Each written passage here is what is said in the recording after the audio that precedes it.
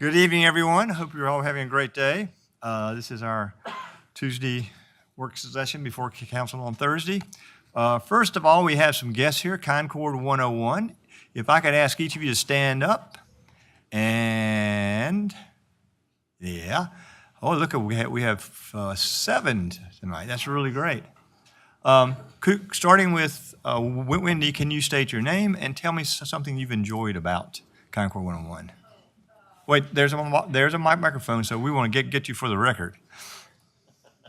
I promise not to say anything bad. No, I just ran into one of the fire guys down there that did I don't remember names very well, but anyway, I'm Wendy Miller, and I ran into one of the guys that did the fire station up there by Food Lion, and we had a lot of fun up there. It was really interesting to see those trucks right close up when I didn't have to be involved in anything like that. So it was really very interesting. Very good. Thank you. Hi, I'm Beth Butchko. I've enjoyed it all, learning about waste management and what I'm doing wrong with recycling. But overall, it's been a big eye-opener, a great class to take, for anybody out there. Thank you. Thank you. Hi, my name is Abe Abdallah. We really get a lot of information we never know about. And thanks for everybody and working in the city and managing from water treatment, electricity, from a city manager, everybody, to Mr. Hughes, all of you. And it's amazing how hard work everybody did. Thank you. Thank you very much.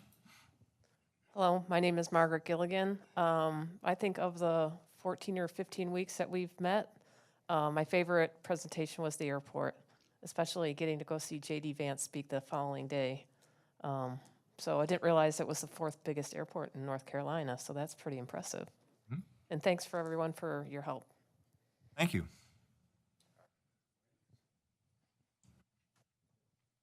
Hello, Cindy Johnson. My absolute favorite thing is seeing the passion and commitment and dedication by all the city employees. It's been amazing. They really do a great job.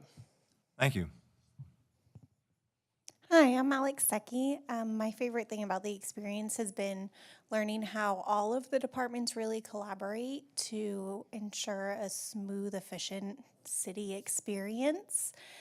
I have lived in cities that did feel like chaos, so it's been nice to learn that there is actually a lot of effort that goes on behind the scenes to make everything feel so seamless all of the time here in Concord. Thank you. My name is Alex Manning. Just the passion of you guys and the time y'all took. We thought it'd be these maybe small presentations and these little behind-the-scenes looks, but it's deep. We get to see almost everything. So it's been absolutely fantastic. And my idea of local government was equated with all government, right? And it's very, very different. And finding that out, it was very, very positive. I really, really have enjoyed everything that you guys have put together. And I wish it was a requirement to live in the city of Concord. I know you guys do. Thank you very much. And a round of applause for all our Concord 101.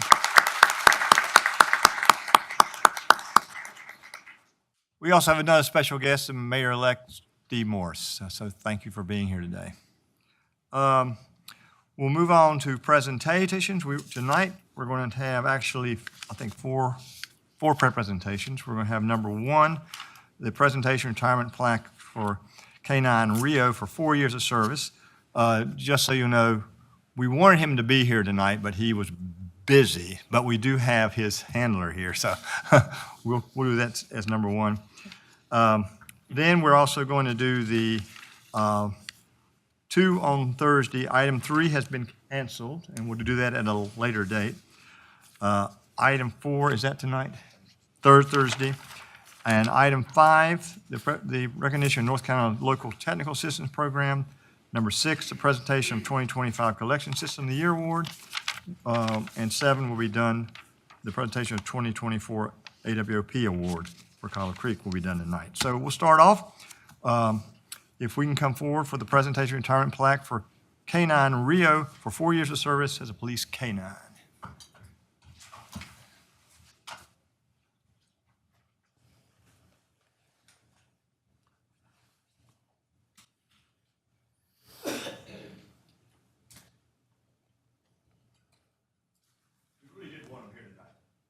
I understand.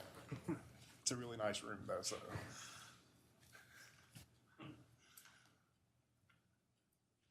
This is to you and Rio. Let's present to Sergeant Joel K.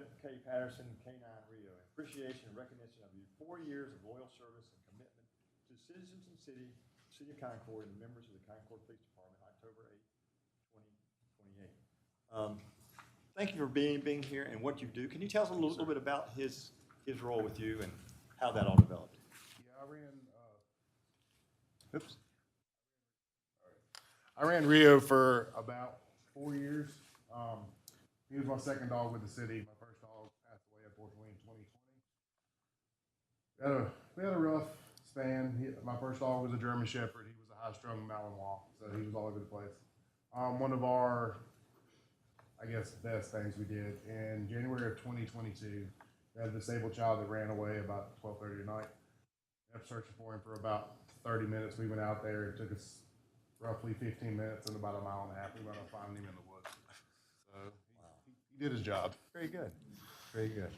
So is he with you now? He is at home. Oh. Yeah, he is. Like I said, he's very high strung. Thought about bringing him, but this room is really nice, and it probably would not be. To be honest with you. So Well, thank you for all you're doing, and I would like to have a round of applause, and also I want you to, council, to thank you individually. So, Okay. Thank you.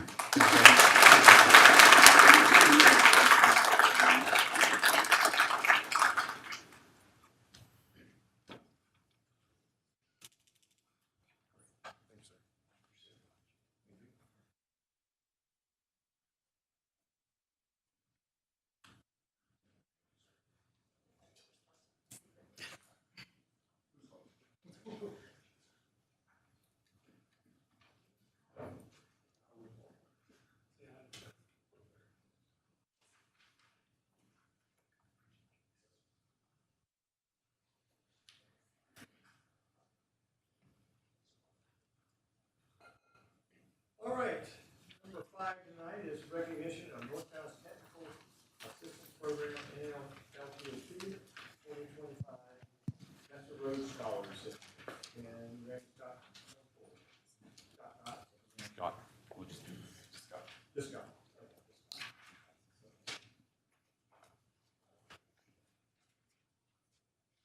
Can you tell us a little bit about this?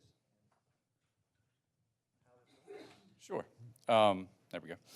So the North Carolina LTAP program is a training program put on by NC State University that our staff frequently tap into. There's 3 levels of this certification. There's Road Scholar, Advanced Road Scholar, and Master Road Scholar. So it's different levels of, you've completed trainings in different areas of street maintenance, public works. When you get to Advanced Road Scholar, there's additional courses and higher level that you have to take. And then Master Road Scholar is, you have to actually do a case study. So Scott completed a case study on asset management and transportation in the field. He did that. That had to be reviewed by a committee and approved. So of the 3 people that received it this year in North Carolina, Scott Cox with our department and Randy Shue were 2 of the 3 out of the whole state. So very proud of him and the accomplishment he performed there. Well, then I'd like to present this. Absolutely. To you. Thank you so much. And can you tell us a little bit about your experience with this? I just appreciate Philip and my supervisor Brielle giving me the opportunity to pursue this. I appreciate my supervisor Brielle. She did the reading of my case study and gave me pointers on how to fix things and everything. I hadn't seen anything like that since I was in high school with all the red marks. What's the most you learned from that case study you did? I actually got to put down on paper what me and her have worked so many years developing. So I actually got to explain it to somebody else of what the program we started. Okay, well, thank you very much.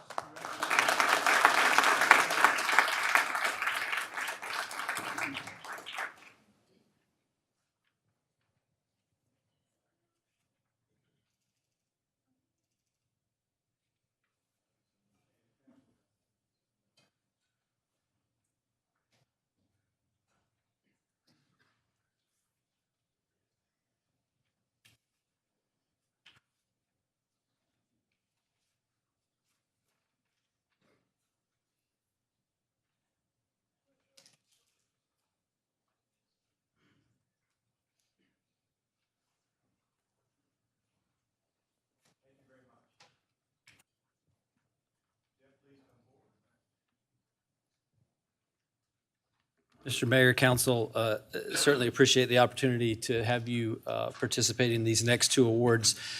You've seen these before. We win them quite often. And the reason I love doing this is it is a testament to the amazing men and women that come in every single day. As you've heard from some of the Concord 101 folks today, it's the people that make the difference here.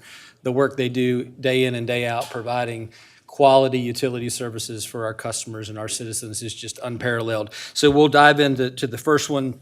I'll call up Kevin Plemons, our Deputy Director, and if our sewer folks would come on up.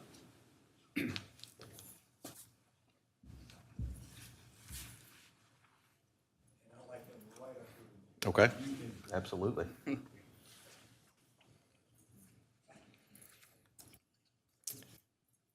The Collection System of the Year Award is an award that is presented to those that perform quality collection system maintenance procedures, keeping their system in good working order, reducing SSOs, sanitary sewer overflows.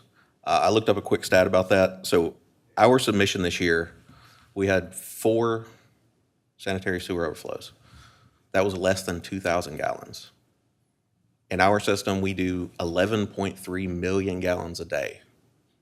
4 billion gallons in a year, and only 2,000 gallons of that came out of our system due to the work of these gentlemen right here.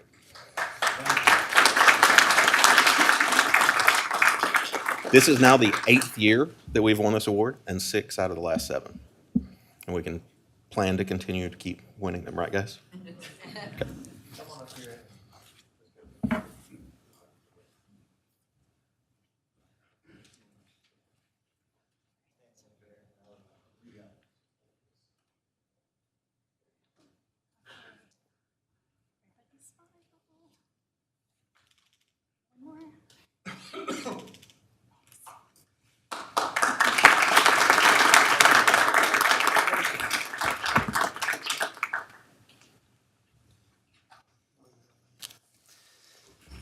And for this next one, I'll call up Mike Filkins, our Superintendent and ORC at our Cottle Creek plant, as well as some of our Cottle Creek staff. Come on up.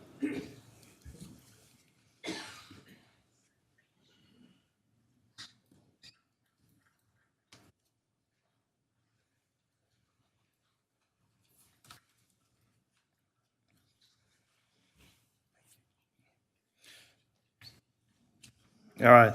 Tonight, we're here to celebrate an incredible accomplishment by our team here from Cottle Creek Water Treatment Plant of winning the AWOP Award. For those that don't know what that stands for, it means Area-Wide Optimization Program. To earn that award through that program, our water has to be 65% cleaner than what the state requires, and they have to do that 95% of the time through the year. Unfortunately, we don't ever get these awards until October the year after, but we want to show them some recognition for their hard work last year. So I want to take a moment to recognize the groups that are responsible for earning this award at the plant, and I'll start with the operators. Just want to thank you for your constant attention to detail, your vigilance, your dedication, and your ability to keep all plant processes optimized. Is truly amazing to watch. I want to thank the maintenance crew. Their dedication keeps everything running smoothly. They're the problem solvers, the troubleshooters, and they keep our equipment working and ready to perform at its best at all times. And I also want to thank our lab department. Your precision, accuracy, and commitment to quality are the foundation of our success, and your work ensures that we are meeting and exceeding the highest standards. And they provide data every day to the operators that they use to keep our plant optimized all the time. So this award reflects the combined effort of every one of you. You're a true example of what teamwork and pride in our workplace can do. And congratulations to all of you for setting the bar high and displaying excellence for our department. Thank you very much. Let's hear a round of applause.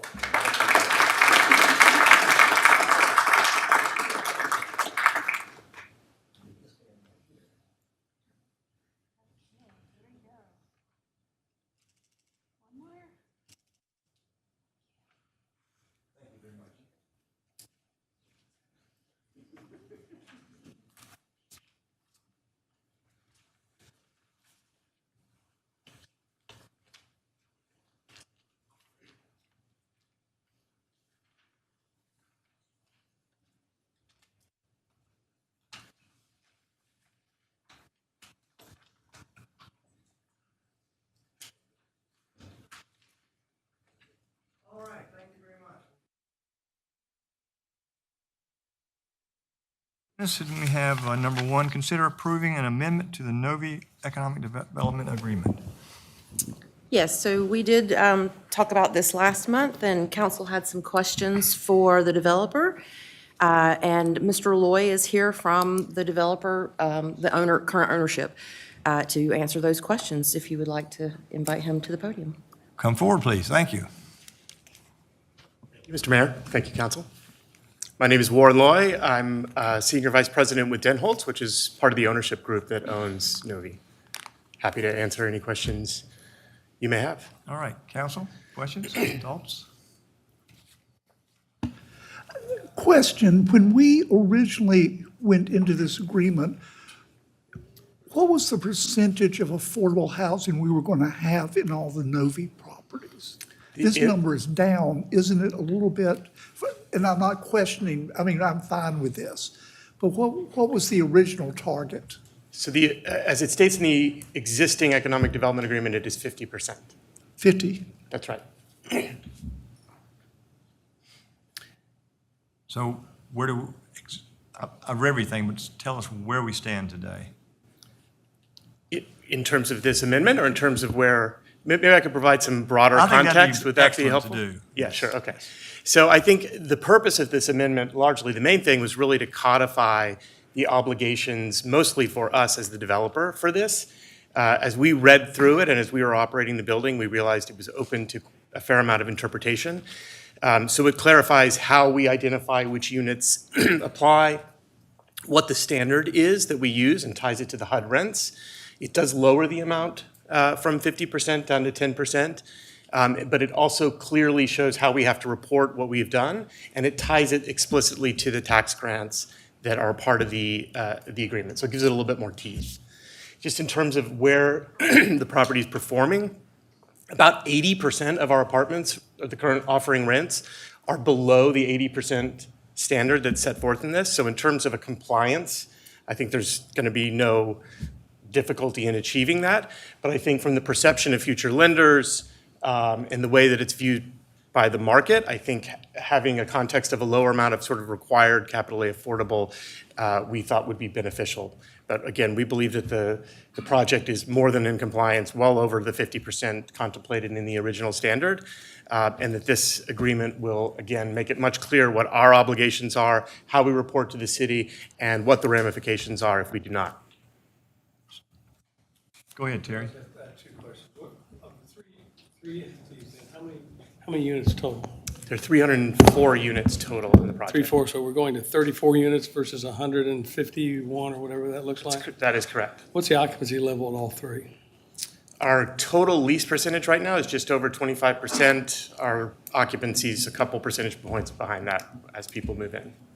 Lease 23%, something like So that. what's that number? What's that pencil out to?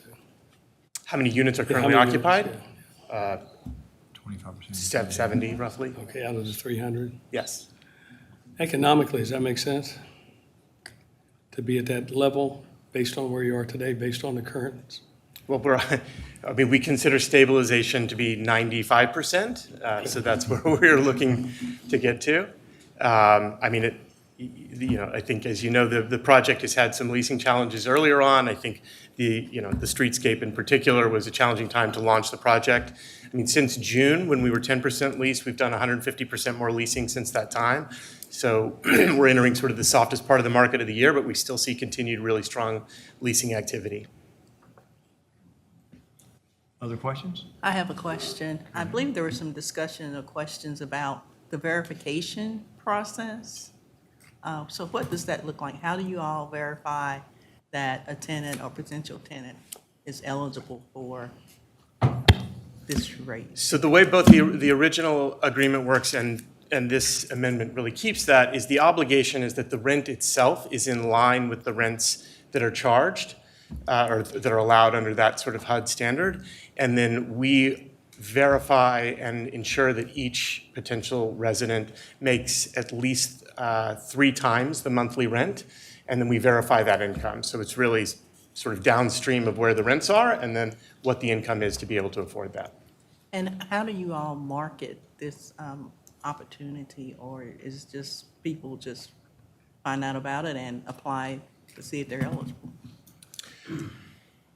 Well, we market the rents on both our website. We have a digital marketing campaign. We're not marketing it to say that, again, there's no verification that is different for the workforce housing units versus the market rate units. We actually think that people are not, that it's better not to advertise them as workforce. But we're doing the regular sort of digital marketing and other types of traditional marketing for the project.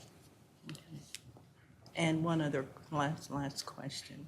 Of the current units that are rented out or leased now, how many of those are workforce housing leased? I mean, how many people do you have, tenants you have living in those units that are workforce housing?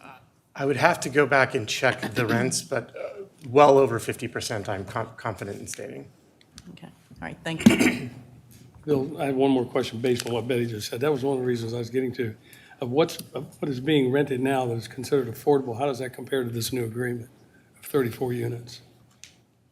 We have just 34 units our now? offered rents, of our current offered rents, I think 80% of them would fall in line under this agreement. You're missing my point. You're only required to have 34 units on this new agreement. Where are you at now on affordable? So the way the agreement, again, is written is that at least 10%, or currently actually it's that at least 50% of the units would be offered at rents that are in line with the 80% standard under HUD. Right. I think 80% of our offered units are actually in compliance with that. So of the 23%, again, I'd have to check the number, but I am confident that it's well over 50%. I think it is much higher than that, but I'm still not understanding. You know, I may not understand. Have you met the quota yet? I guess is what I'm trying to say. Automatically, 34 units. You're only required. Oh, yes, to I believe, yes, sorry. So you're already there? We're already there, yes. That's what I'm asking. Yes. All right. Any more questions? Let me take a stab at this. Okay. So actually, I've got the agreement in front of me. It says for a household earning up to 80%. So it's not per your rent, it's per their income. So if I come to you and I'm one person and I'm making 60% of AMI, which is also considered workforce, are you going to adjust your rents down to meet that? Or are you just setting rents at some imaginary family of 1, 2, or 3 people, and this is 80%, and you really aren't going to manage the incomes? And a follow-up question, are you right now I think you're offering 3 months of free rent. Is that how you're getting to that number of 50 to 80? Because I looked at your rents and you're nowhere near 50% of them would meet 1 or 2 family. I'd like to see a complete list of that to back up that. You said 50, but you also said 80%. So I'd like to see all of the rents for those 300 apartments, including the fees that you charge on top of them. And we know what the 80% AMI is for 1, 2, and 3. I'd like to see those numbers. Yeah, we can provide the council a full rent roll. But you're not going to check incomes. Are you going to provide incomes to us that family A is making 72%, and you've adjusted the income so that they're only spending 30%, not a third, but 30% total. Is this truly affordable housing, or is it your definition of affordable housing? So there's a lot in that. First of all, our current, our current concession offering is 2 months. It's on at least a 12-month lease. We are not including concessions as part of that calculation. Good. The original economic development agreement did not contemplate verifying with the city what the incomes of the residents that are in the workforce units are. There are certainly a lot of affordable housing programs across the country where that is a requirement. That wasn't contemplated in the original. It's not contemplated here. Is it possible? It is certainly possible. Again, we collect the information. We do have it, and we do verify that people meet the criteria. Again, happy to show our rent roll with the gross rents, not including concessions, that shows that it, and we have the chart, of course, of the rents for various household sizes. Obviously, it's dependent on how many people are living in the unit, but again, we've run the math, and we believe that on an average, something like 80% of our current offered rents, that includes both our existing residents and the ones that are on the market, the gross rents meet the standard. Yeah, love to see that. Yeah. Any more questions? Okay. Thank you very much. Thank you.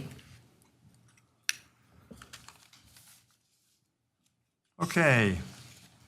Moving on to new business, the informational item number 1 is be presented at a later date. Are we going to vote on the amendment, Oh. or are we tabling that again? Well, wouldn't we vote on it Thursday? Oh, yes, I'm sorry. I don't know where I am. Yes, we will vote on that Thursday. Thank you, sir. Okay, now we're going to move to new business. The informational item update on Sarah Harden will be at a later date. Thursday, there'll be the department report of Parks and Rec bond updates. And that'll move us to public hearing, starting with number 1, conduct a public hearing, consider adopting an ordinance amending Article 7 base zoning districts. Thank you, Mr. Mayor. Call on Kevin to come forward and give the staff report on this item to council. Afternoon, Mayor, members of the council, Mr. Payne, Ms. Kolchinsky. This item is something we've been contemplating for a couple of years. It's to allow increased heights in the I-2 zoning district. Going back, preliminary conversations with Red Bull and some other folks, and with our focus on economic development, we've had some inquiries about increasing our minimum heights. And so we started this research maybe a year and a half ago, and we looked at some other places and how they handled their heights. And many of these places have no limits on industrial heights whatsoever. The ones that do have limits, they require increased setbacks. And so here's a list of some of the places we reviewed, and took a stab at RTP, Research Triangle Park. Their base manufacturing zoning district allows up to 145, and in the newer areas up to 300. So there are a lot of places now that are, as manufacturing moves horizontally, there's often a research part in with that, and they typically go up in an office building. So I thought this was interesting. So we're proposing to amend Article 7. Right now in I-2, our maximum height is 72 feet. And so you're capped at that. So what we're proposing to do is for parcels greater than 40 acres, you can increase that height 1 foot for each 2 feet of additional setback from the property lines of the street right-of-ways. You can go up to 140, and that's very much in line with a lot of the other industrial zoning districts in the places that we discussed. And just as a note, right now in our C2 zoning district, we allow a height of up to 200 feet. And at Planning Commission, we discussed a little bit about that, and I can't remember which planning commissioner mentioned it. They said, well, we're allowing commercial to go up to 200. Why not allow job creation to also go more vertically than we do now? In terms of the tallest building that we have in the city, that's the Embassy Suites, and that's at 120. So this would be slightly, one of these at the absolute maximum would be little bit higher than the Embassy Suites. So one of the concerns we had initially when we started looking at this was, what if you have a tall, large building that has this blank expansive wall? And so we tried to find a way to address that, and first we just decided to put something in the code that said you can't have a blank expansive wall. And then talking to one of the architects on one of these projects, they're like, well, why don't you add some architectural features to, so there's something quantifiable. So that's what we did. So if you are greater than 72 feet, what we're proposing is that you have to have, for that area above 72 feet, you have to have changes in color, material, and architectural design elements on 50% of the building that is above that 72 feet. So here's an example. So for a building 100 feet, which is 28 feet taller than the max 72, half of that building wall area would have to contain changes in color, material, and architectural design elements. Architects that we spoke to said that sounds very reasonable. And so that way you avoid those vast expanses of blank walls, just a large gray monolith sticking out there somewhere. Let me go back. There's one more. So we looked at some of the areas of I-2 parcels that are greater than 40 acres. There aren't a lot of them. There are some around the airport, which would be, you couldn't meet that standard because of the airport height zoning, which regulates the heights of structures adjacent to the airport. So basically, as you see, concentrated in the grounds areas. Those are the big parts. There are some pieces over by the Speedway. The dark blue is the undeveloped parcels. Lighter blue are developed parcels. So there would be some potential that some of the developed parcels could be redeveloped with some taller buildings. So this isn't something where you're going to have with that 40-acre threshold, you're not going to have a 5-acre parcel with a 140-foot building. So there's going to be a bit of scale involved. So Planning Commission, we discussed 5 minutes or so at Planning Commission. They unanimously approved this amendment. The first 2 bullet points, what they approved. There was the alternate bullet point at the bottom that basically says it's not reasonable, but again, it was approved unanimously by Planning and Zoning Commission. And your next steps would be to consider the text amendment, adopt the statement of consistency, and make a motion to approve or deny the amendment. Are there any questions? Or any question from council? We okay? All right. No, I had a question. Go. Just to write in my notes, tell me what the maximum height is now in this same condition? 72. 72, and you're wanting to go to 140? To 140 with 1 additional foot of height per 2 feet of setback. Okay. So you would have to move your building back when you go higher. Right. Now, is there something that's driven this, quite possibly trying to keep up with like other municipalities or areas? You mentioned Research Triangle. Yes, I'm curious why this is coming up. Exactly. We've had a couple of inquiries about increasing our height over 72 for some potential economic development projects. We thought it would be better, as opposed to reacting to it at some point down the road, is to go ahead and have it in our ordinance so it's set. You said the Embassy Suites. Beg your pardon. I'm never going to get this thing right. You said the Embassy Suites is currently what, 120? Okay. It's 20 feet more than that. Makes it about what, 10 stories? Is that 10 stories? Yeah, 10 and a half or maybe 11. The 140 would be 10 and a half or 11, not the 120, right? How big was that hotel? The 120 at the Embassy Suites has a peak on top also. So So that's counted? That's counted. Okay, all right. So 140, you're saying, is about 10 stories? Okay. And Lori, in this application, it could be 2 stories. Actually, yeah, I did a test tower for Otis that has a room on the top and a bottom floor. So it's 140 feet tall and it's 2 stories. So it's more about the process than it is, apartments or, yeah. Yeah. And in this case you have up here, the 100 feet, you'd have to have a 200-foot setback from anywhere, all sides. Correct. Okay. And just as a matter of note, I think the Planning Commission brought this up, only the parts of the building that are taller have to be set back that way. So if you've got a, you know, building with a lower area and then the taller part, the lower area doesn't have to meet Okay. that increased setback. It's once the part gets above 72 feet. Correct. It's got to be back some way. Correct. Other questions? All right, thank you very much. Item 2, consider authorizing city manager to execute a work authorization 2502 with Howard Wright Ellington. Oh, I'm sorry. There is a second public hearing. Conduct a public hearing to consider adopting an ordinance amending Article 8 use regulations, and Article 14 definitions. Thank you, Mr. Mayor. Ask Fred to come forward and present this staff report to council this evening. Good afternoon, Mayor Dush, members of council, Mr. Payne, Ms. Kolczynski, and Ms. Deason.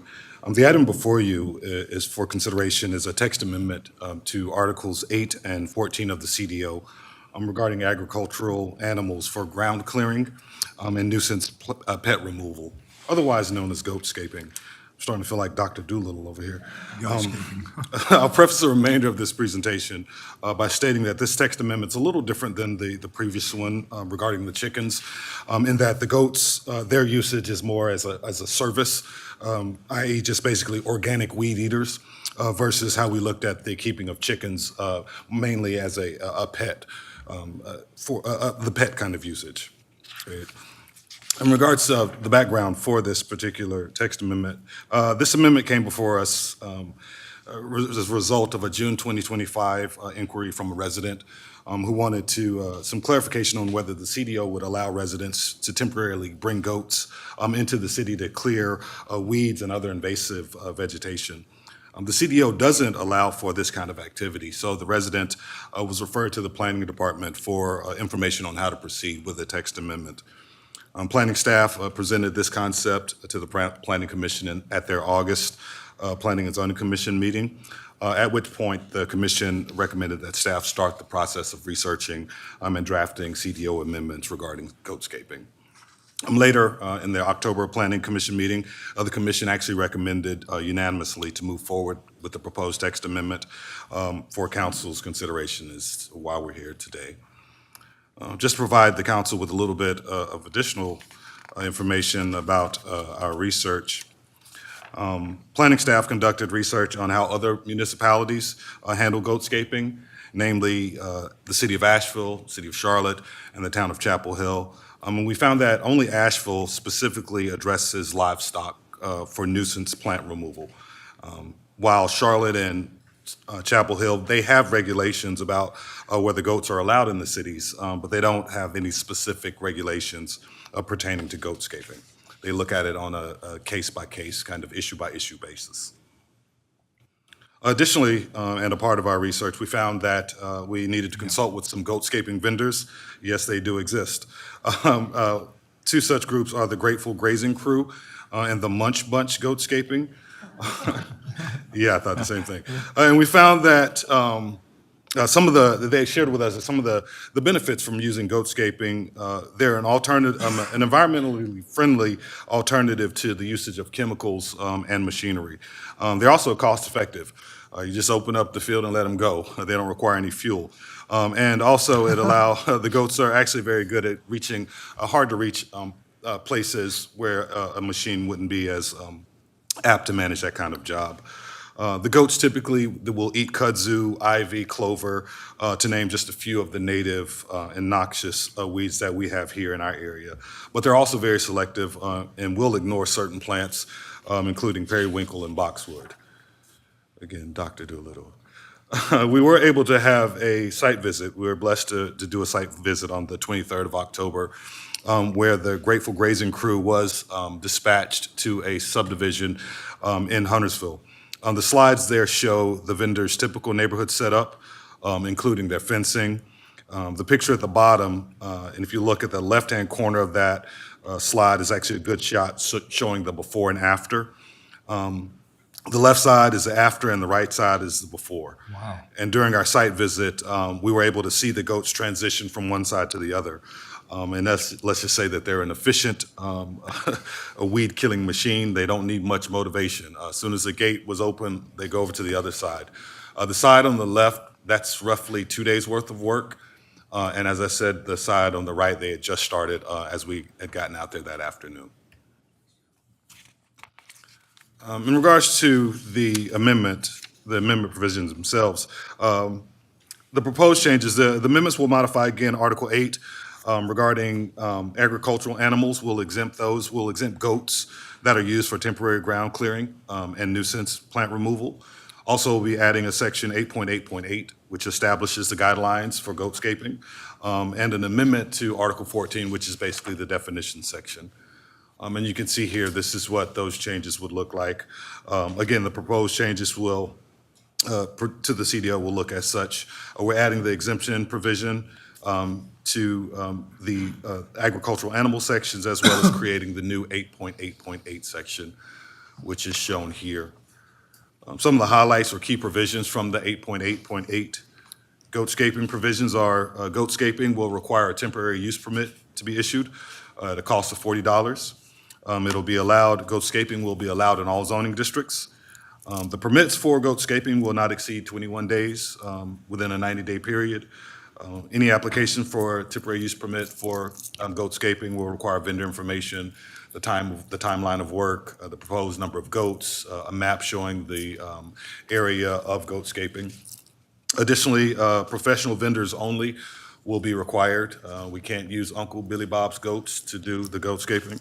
And we'll also have requirements for signage and fencing and shelter, water resources, and site cleanup. Lastly, the other article to be amended would be Article 14, which would define goatscaping as a land management practice where goats are used to clear invasive plants, brush, and weeds. At the October Planning and Zoning Commission meeting, they voted unanimously to approve the top two bullets. Should council decide to go in a different direction, you would consider that third bullet. And your next steps are to consider the text amendment to the CDO, approve the statement of consistency, and to make a motion to approve or deny the amendments. And I'll gladly take any questions the commission. The All council may right, have. any questions? I have one. Okay. So this will fall under what, code enforcement to police? Yes, ma'am. Okay. And will the applicant have to pay the $40 for each time, or Yes, ma'am. each time they have Yes, to pay ma'am. the 40 for the Yes, permit? Okay. All right, thank you. Jennifer? So Fred, Yes. I didn't hear a lot of negative. Did you, what negative feedback did you get from other cities from that standpoint? Truthfully, not much of any. Okay. And just being really honest, I was surprised by Chapel Hill most, whereas I spoke with the assistant city manager, town manager there. They're actually like a big cultural and community kind of event, and they sort of look forward to these vendors getting out there. Neighborhoods come, kids come from the neighborhood, they pet the goats, they name the goats. By the time they leave, you know, everybody's in tears that the goats are gone and they're looking for their next location. Now, would you have a random goat escape? Possibly, but as we have written in our ordinance here, the liability lies with the homeowner as well as the vendor. Okay. Any The great minimum- goat escape. You Any like that? size, Barbecue. any size of the lot? I didn't see any of that mentioned, so that's No. not really a, I don't think we didn't have that consideration.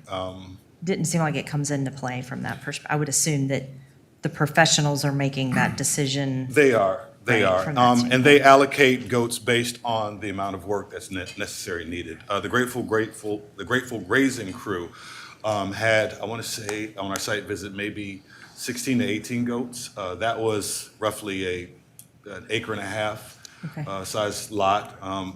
She actually overdid it with them because they had a bunch of kids around the area, so she wanted to expose them to the varied, and they are varied species of goats. Okay. Yeah, it's kind of. And then one last question. I'm Yes. assuming that an HOA would override just like it That is would in correct. any other. Just thought I would put that on record. Yes, Thank ma'am. you. Lori?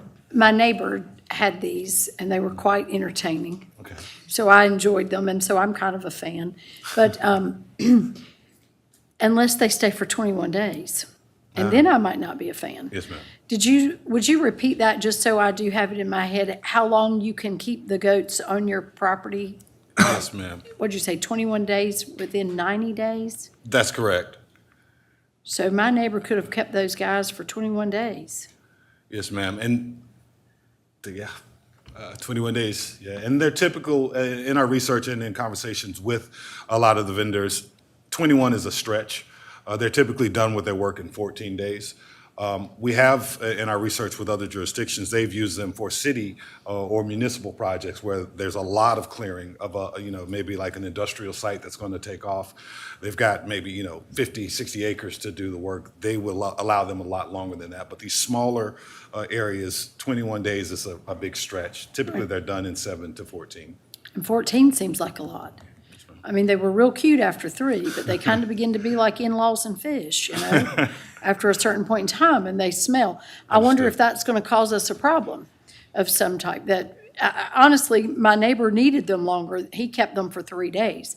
I think he probably needed them for longer than that. But whatever arrangement he had, he only had them for 3 days. So I do question if that's going to be any type of issue of sanitation, smell, because they're not very attractive after a while. No, and I if can any of imagine. that's been addressed, Yes, ma'am. and what we might be looking towards with that.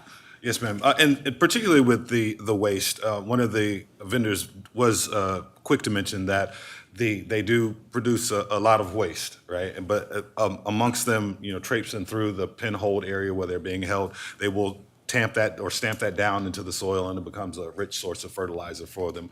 While we were doing our site visit, I must admit the smell initially was kind of off-putting, but after a while, you get nose blind to it, and you get lost in the cuteness of the goats, I suppose. But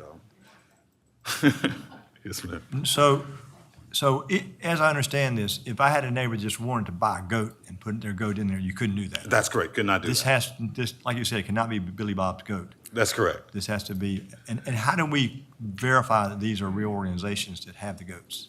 Well, we found these 2 vendors, particularly online via an online search, a Google search. It wound up, and they are, I think they have their limited liability, status or whatever corporate status that they need.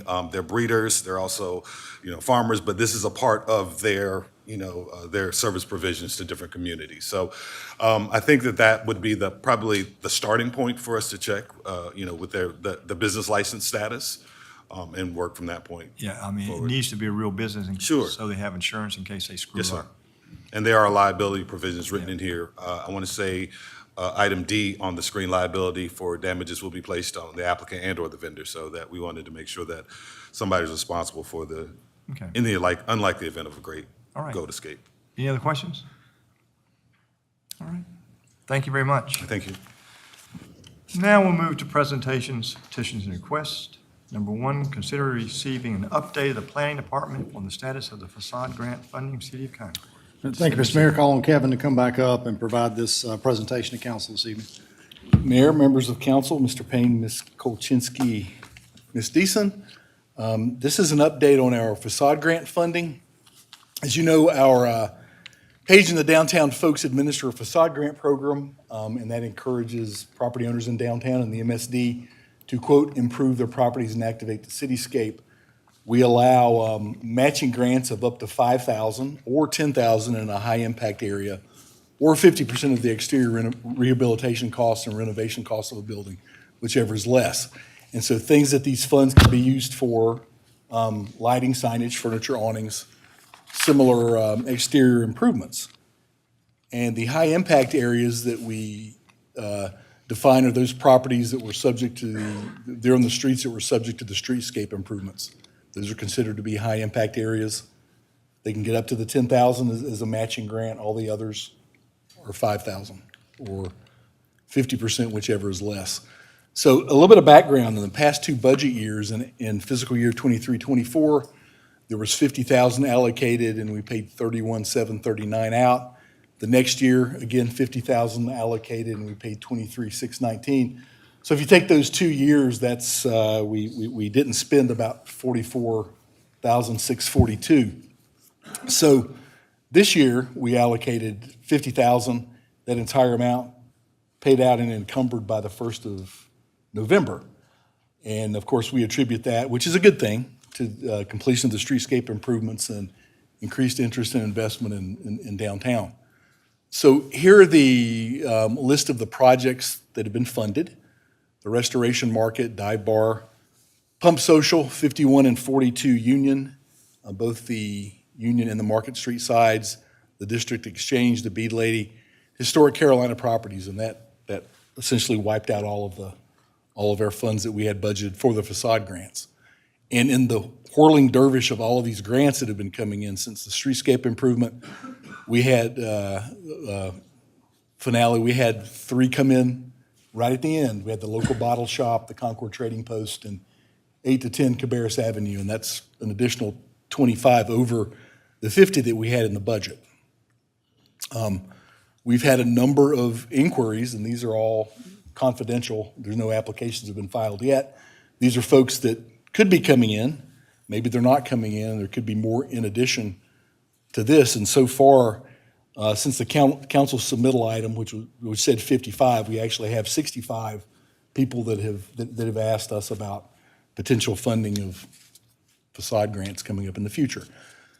So just as a review of the downtown budget, the MSD budget is $269.45. There's $532 operating revenue, and then a pretty substantial subsidy from the general fund to the MSD. So the MSD doesn't really stand on its own, and so that's a total of $503,982, and it's a very lean budget at this point. So our ask to you is to consider putting some more money back in the Center City facade grant to fund some of these upcoming grants that are coming down the pike. All right, are there any questions? Question. Go ahead. Where is this additional money coming from? Last month, we were told, for example, there was no money to put a facade around dumpsters, that it was not in the budget. We don't have money to do that. Where is this money coming from?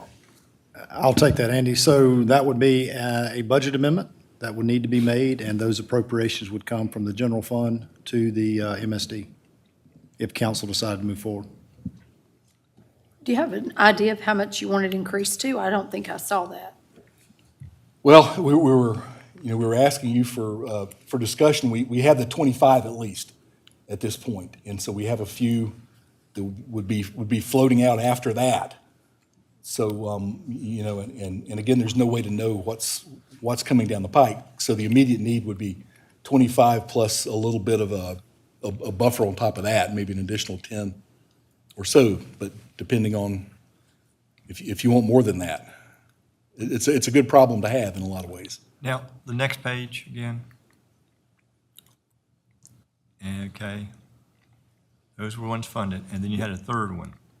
Nope, back the other way. It was 65,000 showing somewhere. Went the wrong way. Yep. Yes. That one. Is this in addition to the 25? Yes, that's Okay. in addition to the 25. Go ahead. So what happened to the 44 that wasn't allocated? Those monies were being transferred from the general fund as a subsidy to the MSD, and so they just rolled back to the general fund, essentially back into fund balance at the end of the close of the fiscal year. Roll it back. And this is only for next year, or only for this? This is up to June 30, yes, Yeah, sir. June 30. And that was my question. So this is request is for right now. And going forward into the budget planning process for 26, 27, can some of that be taken into consideration to put in the upcoming budget? Well, I mean, historically, the city for the past several years has set aside the $50,000 for facade grants. And prior to, as council will remember, prior to the streetscape project being completed, it was simply just for facade grants. And so that's probably why during the streetscape project, not a lot of work was being done on facades. But then council made the change to allow the furniture, the tables, the chairs for the sidewalk dining to be part of that facade grant, which is, what has contributed to all of it being gone at this point. So certainly we would anticipate moving into next year's budget, that we would allocate 50,000 again. Certainly, there's got to be some communication from staff, depending on what council decides Thursday night on this matter. If you allocate more, we need to let, folks in downtown know this is what is remaining. If it's 25, we're out. We've got those 3 projects that have already submitted. Those other ones on the screen you see here have not submitted. They're speculative at this point in time. So we would just need to have communication that the money is out. It will not be available again until July 1st of next year. Thank you. Other questions? Yeah, One- you go ahead, I'm No, sorry. go ahead. Go ahead. This might be a ridiculous question, but just for the sake of like good stewardship, if someone, let's just say, puts an awning over their building, over their front, the facade grant gives them money toward it or whatever, and then that business goes out of business and the next guy comes along and he wants something totally different and decides to tear that, what could possibly be less than a year-old awning down, do we have anything set in place that keeps that from happening so much so that it's not, kind of seems wasteful to me? And we, like I said, maybe a ridiculous question, but 4 years, there's apparently a 4-year okay. timeframe from when those improvements are complete to when they can be modified. Okay, so if I put up a new awning and I go out of business or I leave or whatever, the next guy can't replace that for 4 years in that same. I guess they could replace it, but they couldn't be funded. From the, right, yes, Right, okay, correct. perfect. Great. But Bill, one thing, I guess I'm struggling with the amount of money we're talking about. We got 25 for sure, correct? 65 facing us, which is basically $90,000 we're talking about. What are we going to be doing tomorrow, or Thursday evening then? We went, 25, 50? What do we want? Yeah, I mean, what do we got to come to Well, something? that is certainly a great question for council to consider between now and Yeah, I know. Thursday. Certainly, we have the 3 applications in hand requesting the 25. These other ones you see on the screen here are inquiries, speculative only, so they have not officially submitted an application for facade grant funding. So, for example, in your case, Terry, if council decided on Thursday, we'll allocate 25,000 more, that would fund the 3 grants that we have in hand. And at that point in time, if that was it, staff would go back to the businesses you see on the screen here and say, the money is out. We don't have any more, council's not going to allocate any more. Please put in an application July 1 of next year to be considered. And so the facade grant program would be done and out of funds for the remainder of this fiscal year. But that 25 would actually be 75 that we would have funded up then, correct? Correct, because the 50 that council Already in allocated in the the budget bag, so- process has already been spent. That's my point. I mean, how much higher do we want to go? So it's, we'll have to figure that out, I guess. And We don't know can- who these folks are that have put these in, these requests that are in front of us now.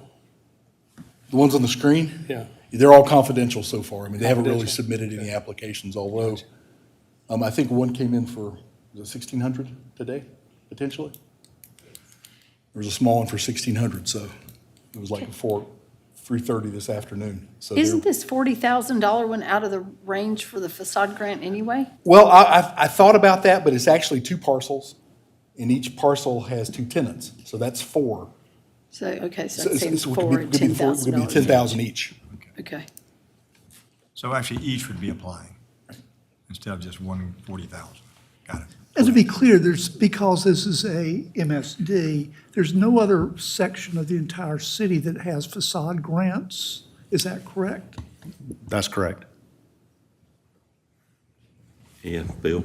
Go ahead. So this is probably unfair, since I won't be part of your decision-making next year, but it does seem like, and we have invested, Andy, in a lot of other places as catalysts and things, but this is almost now ongoing. And, Church Street needs a lot of love, 29. I've had a lot of complaints over us making people replace signs on 29, which is our code, and we supported that. We don't do this anywhere else. I don't think you can get the MSD to break even or pencil out in 1 year, but I think you need to move that way. That would be my outgoing advice, is to move that way instead of moving the other way and investing more in one small part of the city from general funds. So that's very unfair advice. Kevin, I have one question. Do we have a way, like, if I submitted that application today at 3:30, do we know, like, how much water's left in the bucket? You know what I mean? Like, is there is there some sort of notification that goes out that it's like a ticker and the city has pledged $50,000 for the year and we've hit, does that make sense? Like, It's just communication between Okay. us and the So applicants. it's just when I a- call in or when I send it in, Right, it's this that is a one-on-one? first come, Okay. first serve, and if someone's out, we've had to notify them, hey, we don't have any more money left until Okay. something happens. Okay, so I do Hold know tight. that. So if I'm number 4 up here, I do know that the city has actually hit the $50,000 that it was allowed and budgeted for the entire year, even though it's November, whatever it is. Okay, very good. Thank you. Any more thoughts or questions? All right. Thank you. Thank you. Number 2, consider authorizing city manager to execute a work authorization 2502. That's now. Thank you, Mr. Mayor. So Dirk is going to cover this item for council this evening. Good afternoon, Mayor, members of council, Mr. Payne, Ms. Kolchinsky, Ms. Deason. You have a request in front of you requesting authorization to enter an agreement with Talbot Brighton Ellington for our master plan update, something in accordance with FAA requirements. We've done previous master plan update in 2017, approved in 19, but given our current situation with aircraft growth, airline anticipated growth, FAA's asked us to move forward with an update. So in Quest, we followed a FAA guidance, advertised for RFQ. We interviewed 2 firms, recommended TB&E. TB&E initially came back about $1 million over budget. We went back and renegotiated in accordance with IFE, independent fee estimate.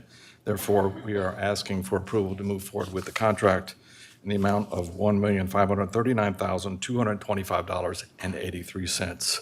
This will be funded through the bill, bipartisan infrastructure law, and NCAIP funds, and 0% needed for City of Concord Aviation Department. Okay, questions? So that last thing you said is very important. Yes, sir. I figured that after this conversation, our last conversation. All right. Thank you. Thank you very much. Number 3, consider adopting a resolution giving preliminary approval to an issuance of multifamily housing revenue bonds for Norcut. Thank you, Mr. Mayor. So Jessica will cover this item for council this evening. Good evening, Mayor, members of council, Mr. Payne, Ms. Kolchinsky, Ms. Deason. This is another request for a conduit debt issuance, similar to what we did for Coleman Mill. It is for Norcut Mill in the amount of $17 million. They do intend to provide affordable housing at 31 White Street. It's 112 units. So they will be constructing, renovating, and equipping those units for a residential rental project. The city is not does not have any obligation related to this debt. It's not anything the city would have to repay. We are just the conduit to help them get the debt issued, since we do act as the housing agency for the city. So happy to answer any questions you may have about that.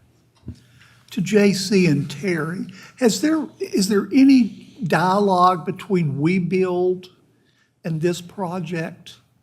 Is there anything we can learn or do? Or? No, well, we actually toured it with a previous developer that was looking to partner, but this one not, so none. But I mean, it's the same developer as Coleman Mills. And Lloyd shared the pro forma, which was an amazingly detailed pro forma. I don't know how they're making it work, but they seem to know how. So, but we will. WeBuild plans to meet about possible in the future, possibly managing the properties at Coleman Mills and this one, so it's possible. Any other questions? All right, thank you.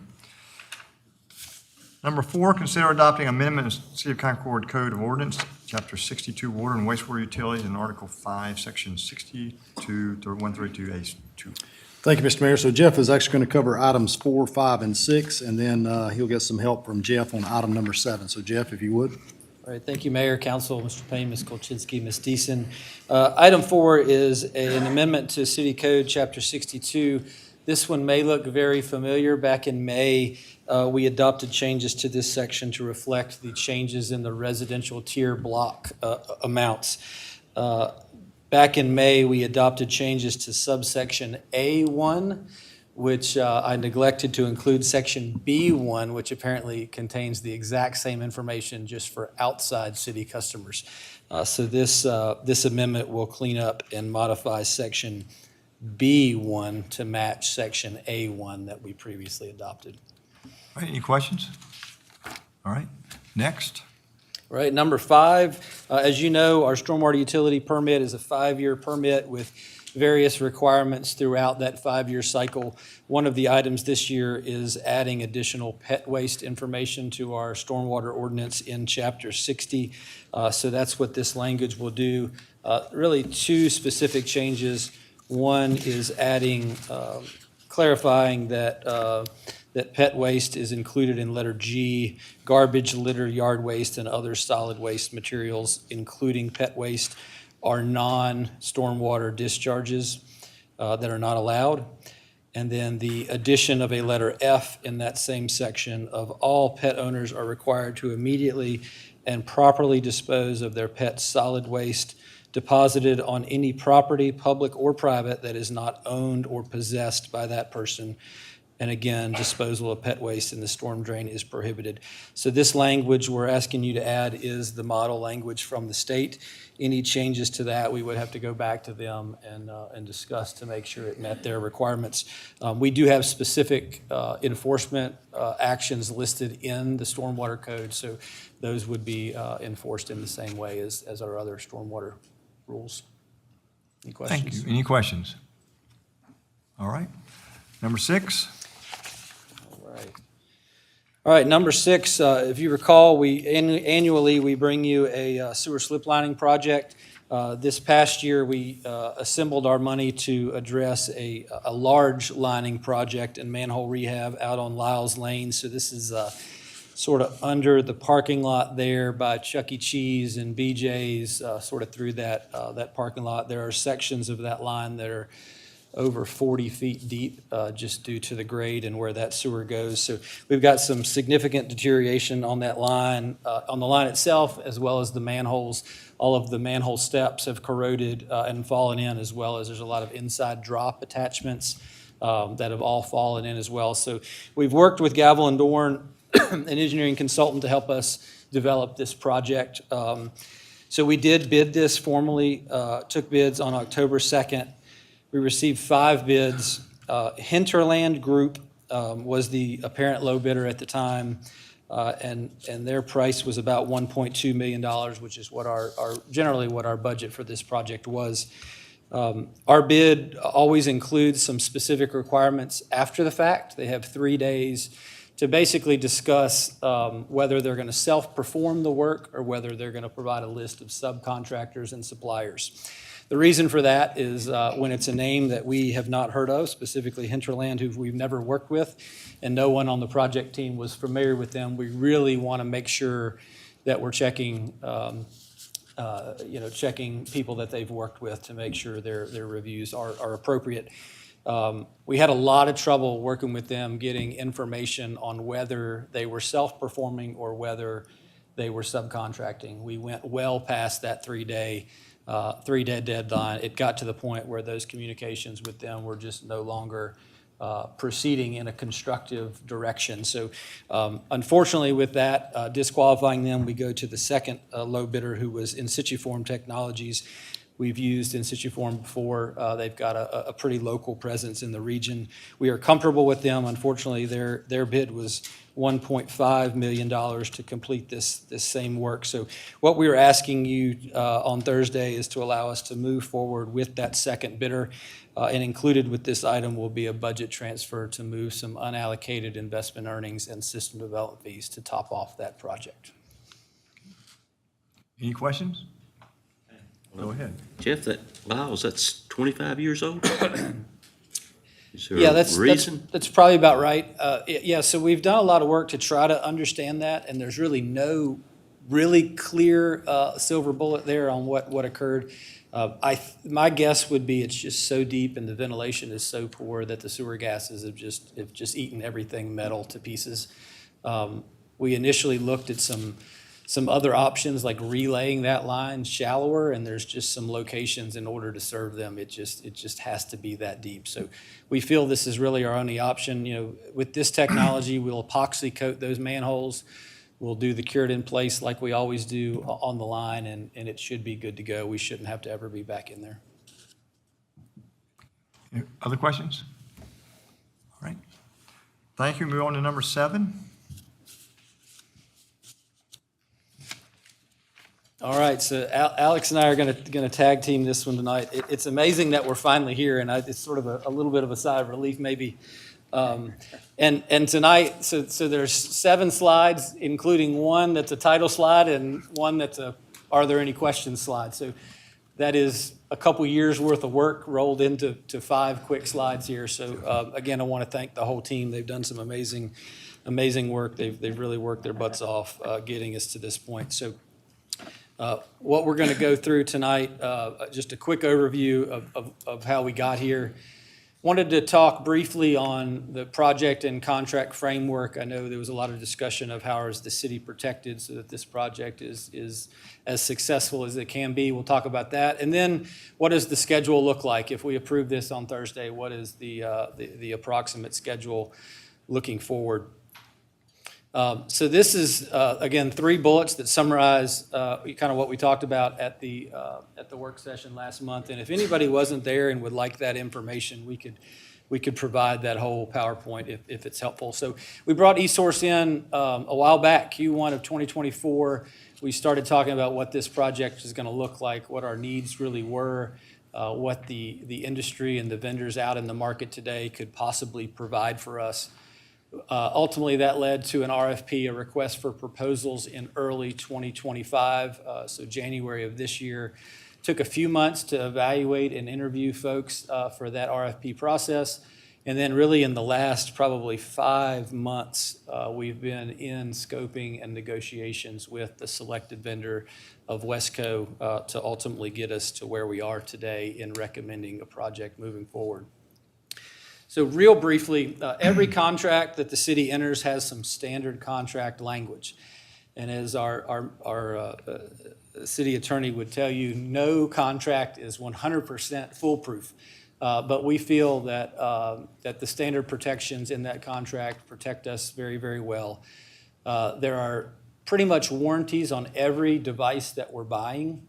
Some of those warranties exceed 10 years. For the life of those devices. So we are very happy about the protection of those actual components that we're buying. And then wanted to highlight sort of the procedure that also protects us. So the first thing that will happen is some of these materials will be ordered, and once some of them get in, there will be a test environment inside probably the electric meter lab space and maybe the water meter lab space as well, where there will be a communication device, there will be meters, that are linked together, all of the integrations between the head-end system that communicates all the data from the field, the MDM, which we talked about, where all the data is going to live, and then the integrations with Northstar and ultimately Silverblade, the customer portal. All those integrations will be done from the beginning. So in this bench testing, we are going to watch that meter turn. We're going to request a bill to be run, and it's sort of going to run the entire integration to know that it works. Once we can show all those integrations are appropriate and are functioning the way they're supposed to, we will start deploying a subset of our system into an initial deployment area. This is where we'll actually go out, replace 50 to 100, maybe more water meters, 50 to 100 electric meters, and actually watch the process work in real time. We want to stay there for probably about 3 months. The goal is to have everything working and we actually generate 3 months worth of bills on the real world environment, meter to bill. And then once that takes place, we'll have the full deployment will begin. And then we have a testing strategy document that eSource has developed for us. It is, I want to say it's over 100 lines now of specific system requirements that one by one we will walk through and make sure that it does every single thing that it is supposed to, whether that was something the vendor sold us on, whether it's something that we asked for. So a very dedicated process to one by one going through those items to make sure it does indeed do what it should. So what, so what does the schedule look like? Our goal is to have the final contract signed by the end of 2025, and then we will start ordering meters and equipment at that time. As Jeff spoke to, we'll do the testing environment either in the electric meter lab or the water meter lab or both. We'll do the IDA, which is the initial deployment area, a small percentage of meters. We think that the total deployment for the electric department will take 12 to 18 months, and water will be 24 to 36 months. There's a few schedule unknowns. The lead time, delivery times for electric meters is about 4 to 6 months as we stand today. Jeff, what are water meters? About 10 days, Okay. incredibly, yeah. Get a water meter in 10 days. Wow. And the key point Jeff referenced earlier is we will stay in the testing or the IDA phase until all components and integration are successful. We will not move on to the next step until we make sure that step is working properly. And then the last one is the installer labor availability, if they can actually get enough people on the ground to get these meters installed. So any questions? All right, question from council. Go back to that second slide. Wait, no, I'm sorry. Keep going. Go other way. Oh, sorry. Other way. One more. So what items are not warranted? It says nearly all components. You've got something that's not warranted?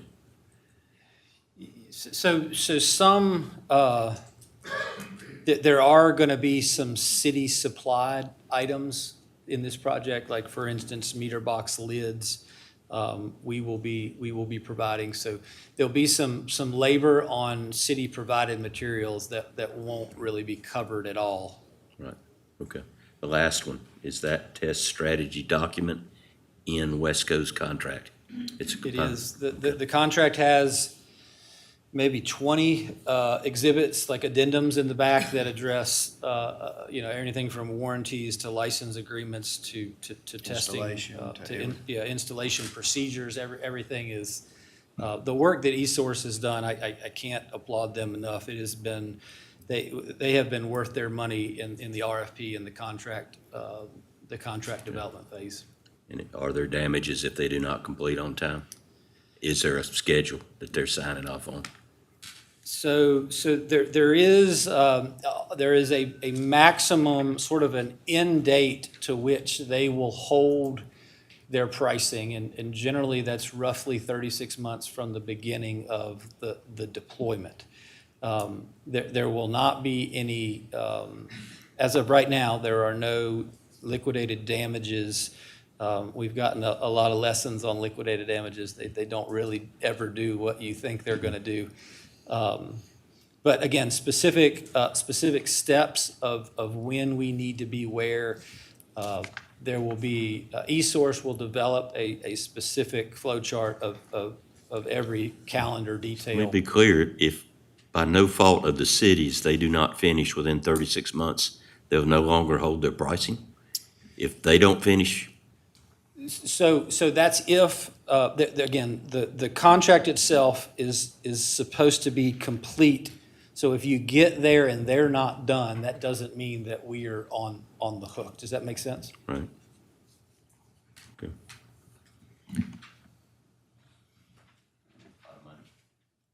Any more questions? Go ahead. So I have a note from work session, 3-year full deployment, that's still anticipated? Yeah, and as Alex said, electric will be a little quicker. They may start a little bit later than us, just to lead times, but they will install quicker, pulling a meter off the side of the house and putting a new one on. It's a little more complicated than that, but we've got 2 devices. We've got the communication device. There's a lot of lids that we will replace. Meters that have to be, have some dirt dug out in the meter box to replace those meters. So our installation takes a little more time, and we've probably got about 10,000 more customer points than they do as well. So we will lag behind, but we certainly anticipate no more than 36 months at this point. Our water installer appears to want to do it as quick as they possibly can. Obviously, that's to their advantage too, and we hope if we can get through bench testing and IDA and have a confidence that going fast isn't going to hurt us, we'll go as fast as they can let us go. All right, and another note that I have about the FCC license, is that done, or what's the status? Not yet. So there's a lot of work that's gone in to getting us to close to a contract, that's one of the first things that will happen once we have a signed contract. They'll Okay. start ordering materials, get all those things set up. It's a standard license that they use for all of their products wherever they're deploying. So they're familiar with that. It'll be new to us, but that license will be in our name, and I think that is a huge benefit this time versus what we went with the first time. 20-some years ago. It seems like it. Yeah. Thank you. Thank you. And I have one question. What will the customer see? Will you be going down, when it's time to install en masse, will you be going down the street and just doing house by house by house for water meters and also go for electric meters? Yes, sir. So there will be two really separate deployments. Right. There'll be an electric deployment with Wesco itself, and then Pedal Valve will do the water. So the customers, part of the contract includes all those customer notifications. We'll have all those discussions of routes and cycles and where you can be when and where you can't be and how to deal all with those. So they're all familiar with, we've talked through what those limitations are, and they're aware of what those challenges are. And what will the typical customer see as far as their water being out? So the water will really be out probably just like electric, really just a very short time. Minutes? Yeah, absolutely. Okay. Or less. All right. Any more questions? All right. Thank you very much. Yep, thank you. Now, we're to the last item. Consider us accepting a preliminary application from Blue Pure Life LLC. Thank you, Mr. Mayor. So Jackie will present this item to council this evening. Welcome. Good evening, Mayor, members of council, Mr. Payne, Ms. Kolchinsky, and Ms. Thiessen. Blue Pure Life LLC has submitted a preliminary application for sewer service outside of the city limits. This is at 309 Deline Drive. It is over 31 acres, and it's zoned LDR within Area B. The owner wishes to build one single-family home and is requesting one sewer service. The parcel is bisected by Deline Drive, as you can see on your screen. So the southwestern side of the parcel is served by sewer, but is not considered served by water. Are there any questions? So these two properties will have one home. Correct. It is one parcel, but the Right, road. right. Yeah, I'm just Yep. looking at the map there. Questions? Go ahead. My final sewer outside the city, no question. Okay. Anyone else? All right. Thank you. Thank you very much. Anyone want to bring anything out of the consent agenda? Anyone have anything else to discuss tonight? I have one thing, Philip. Thank you for getting on South Union Street, you and staff. Moving fast, isn't it, Lori? Finally, yes. The 6 bumps will be gone. Yeah. All right. That said, is there a motion to adjourn? All in favor, raise your hand. Thank you very much. We'll see you Thursday night.